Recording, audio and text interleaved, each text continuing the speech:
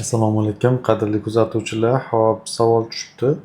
24-25 yoshdagi odamlarda ham, insonlarda bugungi kunda grija uchraydimi degan. 24-25 odatiy yosh bo'lib qoldi hozirgi kunda grija. Bundan ham yosh holatlarda uchrayapti, afsuski.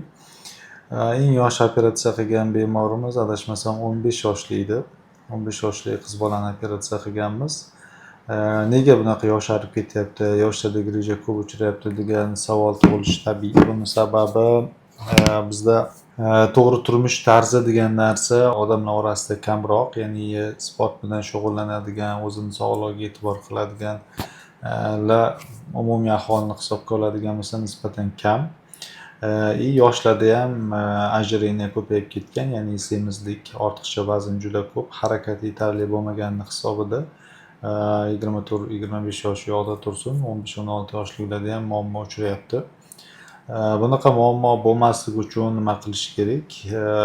Ortiqcha vazn qo'yishdan, kam harakatdan ehtiyot bo'lish kerak. Iloji bo'lsa yoshlarda asosan energiyasi ko'proq bo'ladi, harakatchan bo'lish kerak. Kimda bu muammo uchrayotgan bo'lsa, bilish kerakki, demak hayot tarzi to'g'ri emas.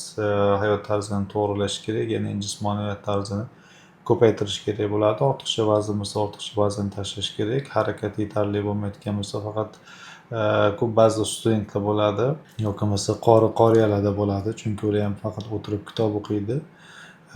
Studentlarda faqat o'tirib kitob o'qiydi, harakat kam, ya'ni bu ham anaqa o'tirib ishlaydigan hayot tarziga kiradi. O'sha uchun ham muammo ko'payyapti. Yoshlarga maslahatim shunaqa muammo bo'lmasligi uchun bir vaqtni o'zida o'qish bilan birga sportga ham olib ketish kerak.